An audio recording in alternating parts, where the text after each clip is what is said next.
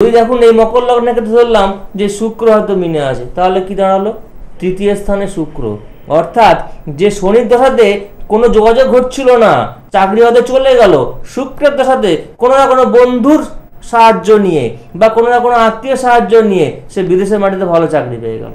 সেটা শুক্রের দশাতে হতে পারে। তাই আমাদের সময়টা দেখতে হবে যে কোন সময় কি হতে পারে, তবে তাহলে সেটা ট্রিগার করে। ঠিকঠাক সময়তে ডিএপি অনুযায়ী আমাদের গ্রহ সেই দশা অন্তদশা সেগুলো সেই ইভেন্টগুলো ট্রিগার করে। এইগুলো আমাদের দেখা অত্যন্ত জরুরি।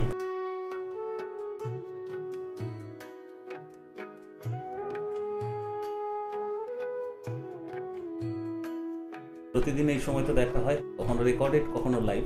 আজ লাইভ দেখার সুযোগ এবং তার সাথে কথা বলে নেওয়া। তার ফাঁকে আমি একটা ছোট্ট মজাদার ঘটনা বলি। কারো কারো কাছে মজাদার, কারো কারো কাছে সেটা বেদনার হতে পারে। একজন জ্যোতিষ ব্যক্তিত্বের কাছে আপনি পরামর্শ চাইতে গেলেন, অর্থাৎ সেই চেম্বারে যাওয়া, সেখানে কনসাল্ট করা। অনেকেই না এই স্টেপিংয়ের ক্ষেত্রে, মানে যাওয়ার ক্ষেত্রে অনেকেই দ্বিধাদ্বন্দ্বে ভোগেন, অনেকে আবার ভয় পান। কেন বলুন তো? অনেকেরই কাজ করে ওই একজন জ্যোতিষীর কাছে যাব, মোটা টাকা বিল হবে। মানে আপনার প্রয়োজন থাক না থাক, আপনি হয়তো কেউ এরকম আশঙ্কা করে ফেলেন যে রেমেডি নামে বা প্রতিকার নামে যে বিষয়টা দেওয়া হবে তার জন্য একটা মোটা অ্যামাউন্ট লাগবে। মানে মূল কথা হচ্ছে একজন জ্যোতিষীর কাছে যেতে হলে অনেকটা টাকা পকেটে করে নিয়ে যেতে হবে। সত্যি কি তাই? সত্যি কি এর ব্যতিক্রম কিছু ঘটতে পারে না? আসুন না আজকে আমাদের স্যারের কথা একটু শুনে নেওয়া যাক না। নির্দিষ্ট এই রেমিডিয়াল প্রসেসের উপরে যদি একটু ফোকাস করা যায় আজকে, এবং তিনি কি বলছেন, কতটা আদৌ প্রয়োজন। তবে এই ফাঁকে মনে করিয়ে দিই, ISO 9001 2015-এর মতো বিশেষ স্বীকৃতি কিন্তু স্যারের এই জেমোলজি অ্যান্ড অ্যাস্ট্রোলজিক্যাল সার্ভিসের উপরে কিন্তু সার্টিফাই করা হয়েছে। মানে সেই স্বীকৃতিটা এসছেন, সেটা কেন এসছেন একটু মাথায় রেখে সরাসরি অনুষ্ঠানের মূল পর্বে প্রবেশ করি। স্যার কি বলছেন, কি দিক দেখাচ্ছেন, আমাদের ভয়টার জায়গায় তিনি কিভাবে আমাদেরকে আশ্বস্ত করছেন, অর্থাৎ প্রকৃত দিকটা কিভাবে উত্থাপন করছেন, বুঝিয়ে দিচ্ছেন, সেই সমস্ত কিছু জানতে সেই প্রিয় মানুষটির কাছেই শরণাপন্ন হতে হবে। প্রফেসর ডক্টর বাসু, আমাদের প্রিয় স্যার, তাকে নিয়ে এই অনুষ্ঠান। কাজী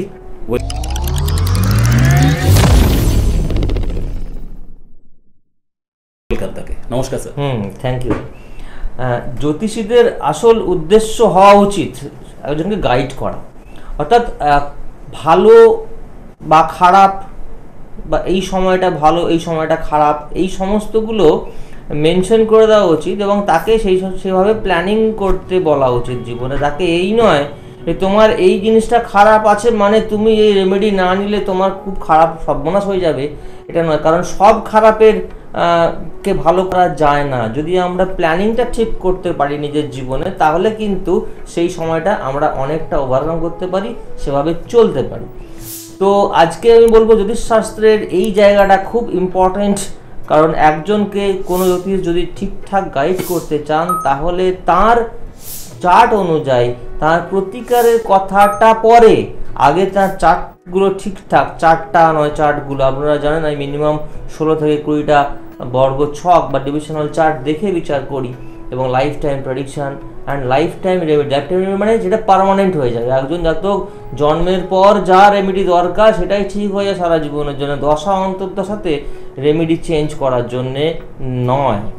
জীবনের বিভিন্ন দিক আছে, একটু আমরা যদি দেখতে পাই কিছুটা, আমরা একটু যদি চিন্তা করি দেখবেন অনেক সময় দেখা যায় যে সময়টা খুব ভালো চলছিল, ভালো চাকরি বাকরি করা হচ্ছিল, হঠাৎ করে চাকরি থেকে বরখাস্ত হয়ে গেল।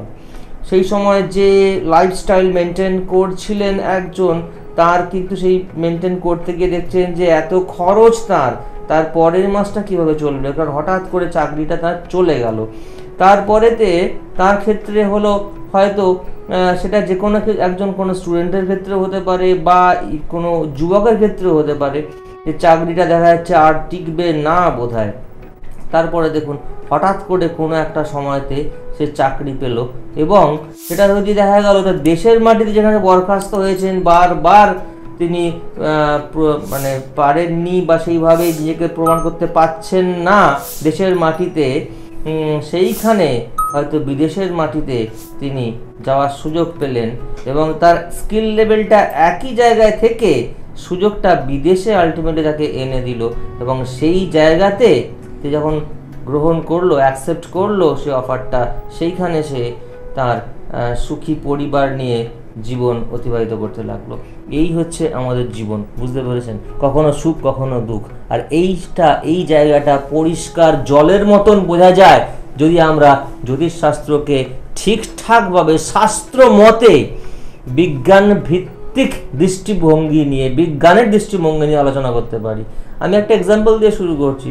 ধরুন মকর লগ্ন, তো মকর লগ্নে দেখা যাচ্ছে যে কোনো একটি জাতক, সে তার হয়তো বয়স 35-40, তার হয়তো শনির দশা চলছিল মকর লগ্ন। হঠাৎ করে শনির দশা দেখা গেল সেই সময় যখন শনি এবং আরও যে সমস্তগুলো তার লগ্ন সাপেক্ষে অশুভ গ্রহ, সেই সময়তে তার জন্যে হয়তো তার দশা অন্তত সেই সময় সে পেয়ে গেল, তার চাকরিটি চলে গেল। মকর লগ্নের ক্ষেত্রে শনি শুভ নয়, যেটা কুম্ভ লগ্নপতি হলো। কুম্ভ লগ্নের ক্ষেত্রে কিন্তু শনি লগ্নপতি হলেও শুভ, কারণ মকর লগ্নের দ্বিতীয় পতির মারকত্ব অনেক বেশি। এই মারকত্ব আরও বেড়ে যায় যখন তৃতীয় এবং সপ্তম পতির সঙ্গে কোনো না কোনোভাবে যোগসূত্র স্থাপন করে। তো দেখা গেল সেই শনির দশাতে তার চাকরি চলে গেল কোনো একটা সময়তে। শনি তো না 19 বছরের মধ্যে কোনো একটা সময় বলি তার চাকরি চলে গেল। কিন্তু দেখা গেল হঠাৎ করে তার যখন শুক্রের দশা এলো, দেখা গেল সে চাকরি পেয়ে গেল। কেন? মকর লগ্নের পঞ্চম এবং দশম পতি একমাত্র যোগকারক গ্রহ শুক্র, বুধ এবং শুক্র শুভ গ্রহ। তাহলে শুক্রের দশাতে সে অটোমেটিক আরও ভালো চাকরি পেয়ে গেল, যখন কিনা শনির দশাতে চাকরির টালমাটাল একটা অবস্থা, এবং শেষমেশ চাকরিটা কোনো রকমের টিকিয়ে রাখা, প্রচণ্ড ঝঞ্ঝাট চাকরির জায়গাতে।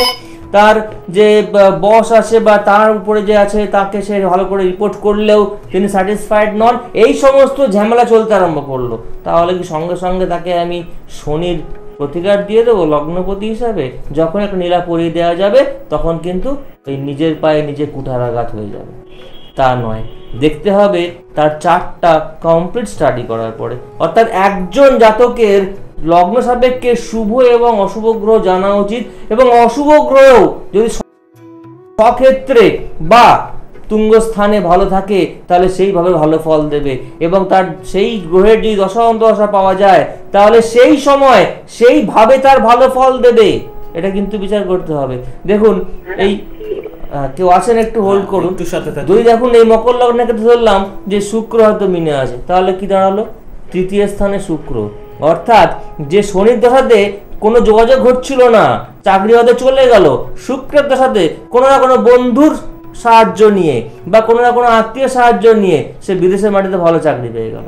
সেটা শুক্রের দশাতে হতে পারে। তাই আমাদের সময়টা দেখতে হবে যে কোন সময় কি হতে পারে, তবে তাহলে সেটা ট্রিগার করে।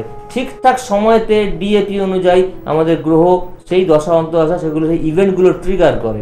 এইগুলো আমাদের দেখা অত্যন্ত জরুরি। তো ফোনে আছেন, তাহলে ফোনটা একটু নিয়ে নিই, ডেফিনেটলি আমাদের আলোচনা চলতে থাকবে। কে আছেন? স্বাগত আপনাকে। হ্যালো, হ্যালো, আমি তনুশ্রী বসু কসবা থেকে বলছিলাম। ওকে ম্যাম, বলুন আপনি কার সম্পর্কে জানবেন? আমি আমার ছেলের সম্পর্কে জানতে চাই। শিওর। ছেলের নামটা বলবেন? হ্যাঁ, অর্ক কিরণ বসু। ওকে, এবার date of birth. Date of birth ছেলে তাড়াতাড়ি একটু বলুন date of birth time. Hello, Arka Kiran Basu, হ্যাঁ 14 জুলাই 2000, সকাল 10:46। প্লেস অফ বার্থ কোথায়? বালিগঞ্জ, কলকাতা। 10:46 সকাল, প্লেস অফ বার্থ বালিগঞ্জ। হ্যাঁ, একটু বলুন কি স্পেসিফিক কোশ্চেনটা বলুন, কারণ স্বল্প সময়ের অনুষ্ঠান তো। আমিও ক্যারিয়ার সম্পর্কে জানতে চাই। আপনার ছেলের আচ্ছা কত 2000 সাল, মানে এখন 18 বছর বয়স হয়েছে, এখন তো পড়াশোনায় শেষ করতে পারেনি, তাই তো? না, হাই সেকেন্ডারি দেবে নেক্সট ইয়ার। হ্যাঁ, হাই সেকেন্ডারি দেবে। হাই সেকেন্ডারিতে কিন্তু পড়াশোনার ব্যাপারে যথেষ্ট ভালো সজাগ থাকবেন, কারণ প্রচন্ড ডিস্টারবেন্স আসবে। তার কারণ বলি, ওর পঞ্চমের জায়গাটা 5th হাউস থেকে আমরা মাধ্যমিকের পর স্টাডিগুলো যেটা আমাদের মাস্টার্স অবধি দেখে থাকি, সেই পঞ্চমে লগ্ন সাপেক্ষে পঞ্চমে কেতু বসে আছে D1-এ, বুঝতে পেরেছেন? যদিও কেতু ফল দিচ্ছে চতুর্থে, সেই ক্ষেত্রে আমি বলবো মাধ্যমিকের থেকে উচ্চ মাধ্যমিক রেজাল্ট ভালো হবে, কিন্তু মেন্টাল ডিস্টারবেন্স থাকবে। আর কেরিয়ারের ব্যাপারে বলবো যে ওর দশমে রবি এবং শুক্রের একটা দারিদ্র যোগ তৈরি করেছে, মানে জায়গাটা ডিসরাপ্টেড, বুঝতে পারলেন? তো কন্যা লগ্নের ক্ষেত্রে বুধ খুব ইম্পর্টেন্ট, এবং দশমে দেখছি সেই বুধও বসে আছে মঙ্গলের সঙ্গে। বুধ, মঙ্গল, শুক্র এবং রবি একসঙ্গে বসে আছে। সুতরাং কেরিয়ারের জায়গাটা যথেষ্ট ডিসরাপ্টেড। ভাব চার্টে দেখছি সেখানে আবার রাহুও ফল দিচ্ছে, মানে অত্যন্ত ডিসরাপ্টেড কেতুর জায়গাটা। সুতরাং এই চার্ট যদি আপনি ভালো করে ডিটেলে স্টাডি না করা হয়, তাহলে কিন্তু প্রতিকার না নেওয়া হয়, তাহলে জীবনে প্রচুর প্রচুর পরিশ্রম করবে, সেই অনুপাতে আউটপুট পাবে না। বুঝতে পেরেছেন? সায়েন্স নিয়ে পড়ছে, সায়েন্স নিয়ে ঠিক আছে, তবে ইঞ্জিনিয়ারিং পড়ানোর চেষ্টা করবেন না। ইঞ্জিনিয়ারিং নয়, হ্যাঁ সেটা ঠিক আছে, মেডিকেলের তাহলে মেডিকেল দিক ঠিক আছে। কন্যা লগ্নের জন্য কিন্তু শুক্র গ্রহটার অত্যন্ত ভূমিকা আছে মেডিকেল পড়ানোর জন্য, শুক্র এবং মঙ্গল। যেহেতু শুক্র রবির সঙ্গে বসে আছে, একটুখানি যদি চারটা আপনি যদি পাওয়ার না নেওয়া যায় ঠিকঠাক গ্রহের, তাহলে কিন্তু মেডিকেলেও ভালো র্যাঙ্ক করতে পারবেন। হয়তো করলেও প্রাইভেট কলেজে পড়তে হলো, শেষমেশ কি সেভাবে ভালো ডাক্তার হিসেবে নিজেকে প্রতিষ্ঠিত করতে পারবে না। ঠিক আছে, সাথে থাকুন। একটু শুধু স্মরণ করিয়ে দিতে চাইবো স্যারের উপর, এটা কেন একটু আলাদা। স্যার এখানে এই 2 মিনিট 5 মিনিটে সহজে বলতে চান না, তবু একটু সার্ভিস তো পরিষেবা নিয়ে তিনি যখন লাইভ ফোনে আসেন চেষ্টা করেন তার মতো সব দিকগুলো দেখার, কিন্তু যতটা অনেক জায়গাগুলো হয়তো খামতি থেকে যায়, যার জন্যই সরাসরি সময় নিয়ে তিনি প্রেডিক্ট করতেই পছন্দ করেন। কখনো অনলাইনে সেই সুযোগটা থাকে www.propbasu.in, স্যারের ওয়েবসাইট ভিজিট করে অনেকে কনসালটেন্সির জন্য সুযোগটা গ্রহণ করেন। আবার যে ফোন নাম্বারগুলো রয়েছে 9674250516 এবং 9748403694, এই দুটো নাম্বারে কল করে নেন সরাসরি চেম্বারে আসার জন্য। চেম্বার সমস্ত কিছু জানার সুযোগ থাকে, কিন্তু সময়টা ভীষণ গুরুত্বপূর্ণ তার কাছে। দায়িত্বটা এইভাবেই পালন করতে চান। এই মুহূর্তে যেমন চেষ্টা করব যতটা সম্ভব ওনার সঙ্গে কথা বলা। আমরা একদম শেষের দিকে। কে আছেন নেক্সট কলার বন্ধু? আপনাকে ওয়েলকাম। নমস্কার। হ্যাঁ নমস্কার। কে বলছেন? আমি রবীন্দ্র চৌধুরীর মা বলছি। আচ্ছা, ছেলের সম্পর্কে জানবেন তাই তো? হ্যাঁ, ছেলের সম্পর্কে। ডেট অফ বার্থটা চটপট বলুন। Date of birth 19/7/1998। সময় রাত্রি 9:37। আর জন্ম কোথায় হয়েছিল? জন্ম হসপিটালে হয়েছিল, বর্ধমানে। হ্যাঁ, হসপিটালটা বর্ধমানে। 19/7 তো 19/7/1998। হ্যাঁ, টাইমটা কত? 9:37। 9:37 রাত্রিবেলা না সকাল? হ্যাঁ, রাত্রি। আর বর্ধমানে জন্ম। হ্যাঁ, বর্ধমানে জন্ম। ঠিক আছে, মোটামুটি মিনিট দুয়েক আমাদের হাতে টাইম আছে, তার মধ্যে অল্প হলেও চেষ্টা করুন। কোশ্চেনটা বলুন একটু। নির্দিষ্ট প্রশ্ন কি রাখুন?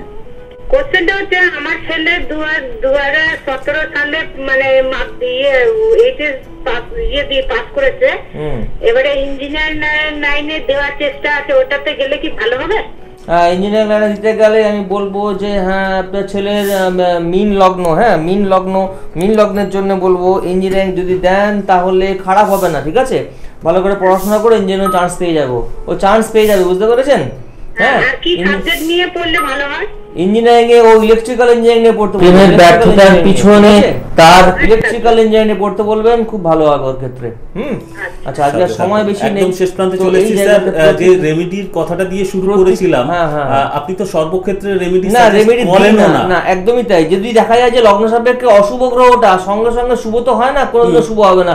সে স্বক্ষেত্রে থাকলে বা তুঙ্গ ক্ষেত্রে থাকলে ভালো ফল দিতে পারে বড় জোর, কিন্তু সেটা অশুভ গ্রহটা শুভ গ্রহ হয় না। সেই ক্ষেত্রে আমি অশুভ গ্রহকে পাওয়ার দিলে কিন্তু হিতে বিপরীত হবে। আর যেখানে রেমেডি সাজেস্ট করেন সেইখানে রেমেডি গ্যারান্টিও দিয়ে দেন। গ্যারান্টিও দিয়ে দিই, তার কারণ হচ্ছে এতগুলো চার্ট দেখা এবং কি বিষয় গ্যারান্টি সেটা দেয়। যার গভর্নমেন্ট সার্ভিস যার নেই, আমি কখনোই বলবো না যে তুমি চুনি পড়ে নাও গভর্নমেন্ট সার্ভিস পেয়ে যাবে, তা কিন্তু নয়। তার কর্মপতি রবি নয়, বা রবির জায়গাটা অন্য ভাবপতি, আমি কেন বলবো সে চাকরি গভর্নমেন্ট সার্ভিস পেয়ে যাবে? সে তার চুনি হয়তো লাগবে, অন্য ক্ষেত্রে লাগবে, হয়তো বিবাহিত জীবনের ক্ষেত্রে লাগবে, চুনিটা খুব গুরুত্বপূর্ণ।